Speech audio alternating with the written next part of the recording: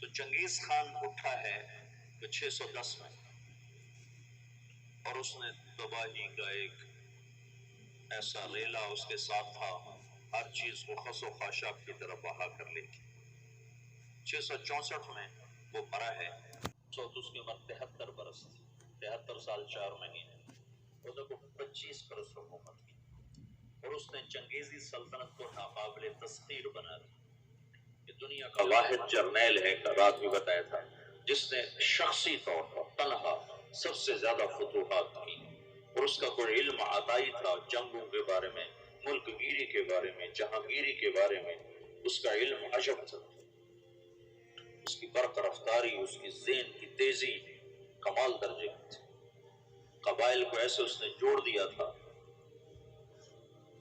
سب ایک جھنڈے تلے مختلف قبائل جمع ہو گئے تھے، اور دنیا کی ناقابل تسخیر طاقت بنے، اور قراقرم صحرائے گوبی میں منگولیا کے پاس ایک بڑا شہر اس نے بنایا، دارالحکومت، جو ساری دنیا کا سب سے بڑا دارالحکومت تھا، اور مسلمان کا بڑا نشانہ مسلمان تھے، مسلمان کہ مسلمانوں سے زیادتی ہوئی تھی، جس کے بدلے میں چنگیز خان نے ان پر حملہ کیا تھا۔ چنگیز خان کے مرنے پر اس کی سلطنت، اس کے 4 بیٹے تھے، بڑا جوجی تھا، جوجی کے بارے میں اسے شک تھا کہ یہ میرا بیٹا نہیں، کہ اس کی جب یہ چھوٹا سردار تھا تو اس نے بڑی شکستیں کھائیں، حتیٰ کہ اس کی بیوی اغوا ہو گئی، جب وہ واپس آئی تو حاملہ تھی، لیکن اس نے بورقائی خاتون اس کا نام تھا، اس نے ہمیشہ اس کو عزت تھی، اور اس بیٹے کو اپنا ہی بیٹا سمجھا، اس کا نام جوجی۔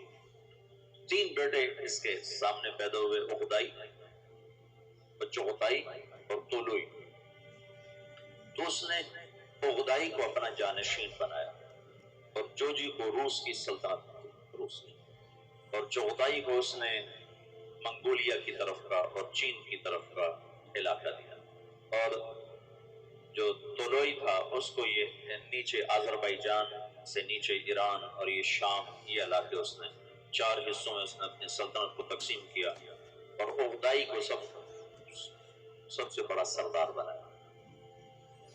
اغدائی کے دور میں فتوحات کا رخ مسلمانوں سے ہٹ کے یورپ کی طرف چلا، تو ان کا ایک سالار تھا سبدائی بہادر، سبدائی، وہ پولینڈ تک پہنچا، پولینڈ تک، لیکن اس میں کوئی ایسی سلطنتیں تھی نہیں، ایسی چرواہے سے بیچارے غریب لوگ، تو وہ پولینڈ تک اس نے چنگیزی سلطنت کو پھیلا دیا۔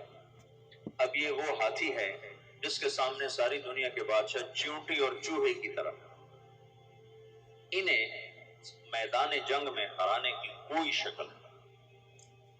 تو اسلام کی شکل یوں تھا کہ اب پوچھا، اب پوچھا، اب پوچھا، لیکن اللہ نے دین کو باقی رکھنا ہے تو انسانوں کو بھی باقی رکھنا ہے جو مسلمان کہلائیں۔ جب جو اغدائی مرا ہے تو اس کا بیٹا تھا قیوق، وہ حکمران بنا، وہ بہت رحم دل تھا، اس نے جنگیں روک دی اور مسلمانوں کو اپنی سلطنت میں شامل کیا، تو اس کی وجہ سے ساری تاتاری سلطنتوں میں مسلمانوں کے بارے میں نرم گوشہ پیدا ہو۔ اب نامعلوم تاریخ کے گمنام سپاہی ہیں جو اتنے غیر معلوم ہیں، اتنے نامعلوم ہیں کہ کسی تاریخ میں ان کا نام تک درج نہیں، ان کی جگہ درج نہیں، جنہوں نے تاتاریوں کو دعوت دینا شروع کی۔ خونخوار قوم ہے، اور تاتاری غریب مسلمانوں کی دعوت سے اسلام قبول کرنا شروع ہو گئے۔ یہ تاریخ کا حیرت ناک واقعہ ہے۔ غیر مسلم مورخین بھی اور مسلم مورخین بھی جب یہاں پہنچتے ہیں تو وہ حیران ہوتے ہیں کہ کیسے ایک فاتح قوم نے مفتوح قوم کا مذہب کیسے قبول کر لیا۔ ہندوستان میں کوئی عیسائی نہیں تھا، آج کروڑوں ہیں، کہاں سے آئے؟ انگریزوں نے دعوت۔ اندلس سے سارے مسلمان مٹ گئے، سب عیسائی ہو گئے، کیسے؟ طاقت عیسائیوں کے ہاتھ میں۔ تو یہ ایک عجب واقعہ ہو رہا ہے کہ طاقت جن کے ہاتھ میں ہے وہ اسلام کے سب سے بڑے دشمن ہیں، اور اسلام اور مسلمان ان کے لیے سب سے مبغوض چیز ہے، اور پھر وہ انہی کا کلمہ پڑھتے جا رہے ہیں. یہ 7ویں صدی میں ہو چکا ہے. آج کا چنگیز کسی اور شکل میں ہے، کسی اور نام کے ساتھ ہے. آج کا ہلاکو کسی اور شکل میں ہے، کسی اور نام کے ساتھ ہے، لیکن آج بھی وہی ہوگا جو 7ویں صدی میں ہو چکا ہے. ہم ان کو سیاسی میدان میں، جنگی میدان میں شکست نہیں دے سکتے. تو وہ سائنس ٹیکنالوجی میں وہاں پہنچ چکے ہیں جہاں ہم اور جنم لے کر بھی نہیں پہنچ سکتے. لیکن ایک راستہ ہمارے پاس پڑا ہے، ہم ان کو دعوت دیں. اس وقت فرانس میں اوسط 5 سے 6 گورے روزانہ مسلمان ہو رہے ہیں. اوسطاً 5 سے 6 گورے روزانہ مسلمان. اور فرانس یورپ میں سب سے زیادہ اسلام قبول کرنے والا ملک بن چکا ہے. اور اس کے بعد اٹلی سب سے زیادہ تیزی کے ساتھ اسلام میں آ رہا ہے. تو پوری دنیا میں امریکہ میں سب سے زیادہ اسلام پھیل رہا ہے. دعوت ایسی چیز ہے جو چیونٹی سے ہاتھی کو مروا دیتی.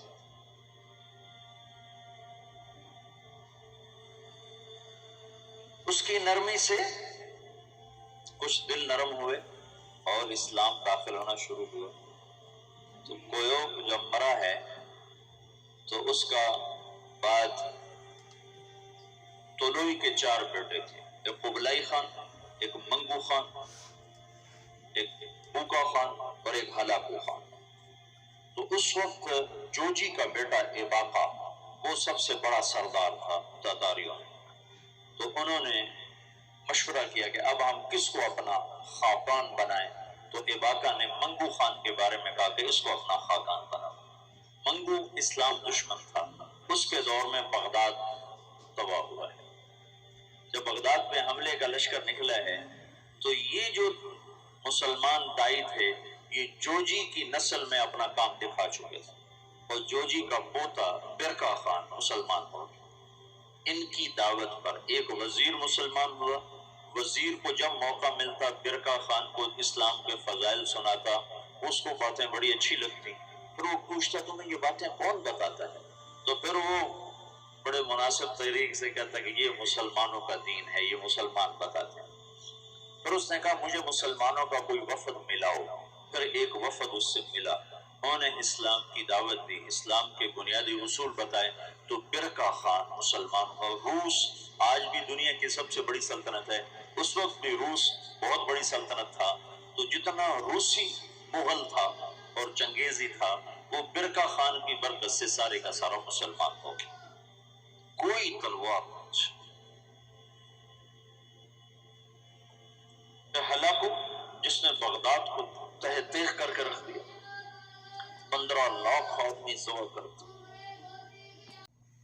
658 میں پھر اس نے مصر پہ چڑھ گیا. اس دوران حلب، شام، دمشق اس نے اینٹ سے اینٹ بجا دیا. پھر 658 میں وہ دمشق مصر کی طرف حملہ آور ہوا. تو مصر پر اور ہندوستان پر، حالانکہ یہ دونوں ملک کے لوگ کو اتنے دلیر نہیں تھے جتنے کہ شام، عراق، یہ جو جنگجو قومیں تو یہاں تھی. عرب اور مصر تو مخلوط قوم تھی، ہندوستان مخلوط قومیں تھیں. لیکن کوئی اللہ کی قدرت ہے، نہ ہندوستان پہ مغل حاوی ہو سکے نہ مصر پہ حاوی ہو سکے. دونوں جگہ ہندوستان والوں نے تو طاقت سے، اور اللہ کی مدد تو دونوں کے ساتھ تھی، اور مصر والوں نے سیاست سے. 658 میں ہلاکو خان نے مصر پہ حملے کے لیے فوج نکالی تو اس کا بھائی منگو خان مر گیا. منگو کے مرنے پر یہ قانون تھا کہ جو تاتاری جہاں پر ہے جب خاقان اعظم مر جائے تو سب قراقرم پہنچیں تاکہ اگلے خان کا انتخاب کیا جا سکے، اگلے خاقان کا انتخاب کیا جا سکے. تو وہ وہاں سے نکلا. تو اس کی بیوی تھی وہ عیسائی ہو چکی تھی دوقوزہ، اور اس کا سالار تھا کتبوغا وہ بھی عیسائی ہو چکا تھا. وہ مسلمانوں پر بہت ظلم اٹھاتے تھے، بہت ظلم اٹھاتے تھے. اور ان دونوں نے بڑی کوشش کی کہ ہلاکو خان عیسائی ہو جائے، لیکن وہ عیسائی نہیں ہوا. تو انہوں نے اس کی منت کی کہ تم واپس نہ جاؤ، مصر کو فتح کر لو. وہ تو مر گیا، اب تو پہنچ بھی نہیں سکتے ہیں، تو تم بعد میں جانا، پہلے مصر فتح کرو. اس نے کہا نہیں، یہ چنگیز خان کا قانون ہے، میں اسے پورا کروں. اور اس نے ایک لشکر کا حصہ شام میں چھوڑا، فلسطین میں، اور 2 حصے لے کر وہ واپس چلا گیا قراقرم کی طرف. تو اس موقع سے فائدہ اٹھا کر مصر والوں نے خود حملہ کر دیا. تو عین جالوت پر 658 میں رمضان میں یہ جنگ لڑی گئی، اور 40 سال کے بعد مسلمانوں کو پہلی فتح نصیب ہوئی. اور اس میں قتبوغا گرفتار ہوا، تو وہاں مصر میں اس کو ٹکڑے ٹکڑے کر کے ختم کیا گیا. پر وہ ایسا کم وقت تھا کہ بوٹی بوٹی ہو گئے، پر اس نے سی نہیں کی، اف نہیں کی. انہوں نے کہا کیا تاتاری عورتوں نے بچے جننے بند کر دیے جو میرا کوئی بدلہ نہ لے گا؟ میرا بدلہ لینے والے ضرور آئیں گے، لیکن اللہ نے وہ موقع نہ دیا. برقع خان ایمان نہ چکا ہے.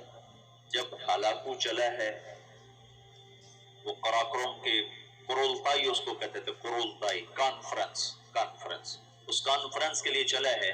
تو اس وقت قبلائی جائے تو لوئی کے 4 بیٹے تھے، تو منگو بنا تھا. تو منگو کی جگہ بوکا خان موجود تھا قراقرم میں، وہ خود ہی خاقان بن گیا. تو قبلائی کو پتہ چلا تو وہ پھر فوج لے کر آیا، اور اس نے اپنے بھائی کے ساتھ پہلی دفعہ تاتاری آپس میں لڑنا شروع ہوئے، اور ان کی ہیبت میں کمی آئی، اور قبلائی خان نے بوکا کو شکست دی اور قراقرم پہ قبضہ کیا. پھر ان بھائیوں میں آپس میں بہت لڑائیاں ہوتی رہیں تخت کے لیے. آخر میں قبلائی خان غالب آیا، اور اس نے اپنے بھائی کو قید کر لیا. پھر قید میں وہ مر گیا بوکا، اور اس نے قراقرم کی وجہ چین کو اپنا دارالحکومت بنایا. چین فتح کیا اور چین کو اپنا دارالسلطنت بنایا. جب ان جنگوں سے فارغ ہوئے تو ہلاکو خان نے حملہ کیا مصر پر. تو برقع خان کو خط لکھا رکن الدین بیبرس نے کہ تم ہماری مدد کرو، تم بھی مسلمان ہو، ہم بھی مسلمان. تو پھر برقع خان نے ہلاکو کو خط لکھا کہ تم مسلمانوں پہ حملہ نہ کرو ورنہ میں تم پہ حملہ کروں گا. تو ہلاکو نے اسے خط لکھا کہ تم نے چنگیز کا قانون نہیں پڑھا کہ تاتاری آپس میں نہیں ٹکرایا کرتے. تو اس نے اس کو جواب دیا کہ وہ بھی کافر تھا، تو بھی کافر ہے، تو حملہ کرے گا میں تیرے پر حملہ کروں. جب وہ مصر پہ حملہ آور ہوا تو برقع خان ہلاکو پہ حملہ آور ہوا، تو اس نے ہلاکو کو شکست دی، اور مصر اس تسلط سے نکل گیا. پھر ان دونوں بھائیوں کی چچا زاد بھائیوں کے آپس میں لڑائیاں ہوئیں، جس میں ہلاکو کو آخر میں شکست ہوئی، اور اس غم سے وہ بھی 42 سال کی عمر میں فالج کے مرض سے مر گیا. اس کا پوتا ہلاکو کا پوتا نکودار اس کا نام تھا. پہلے وہ عیسائی ہوا، عیسائی، اور اس نے اپنا نام نکودار رکھا. یہ نکودار خاقانی نام نہیں ہے، لیکن بعد میں اللہ نے اس کو اسلام کی دولت دی تو وہ مسلمان ہو کر اس نے نام احمد خان رکھا. ہلاکو کی نسل میں اسلام داخل ہو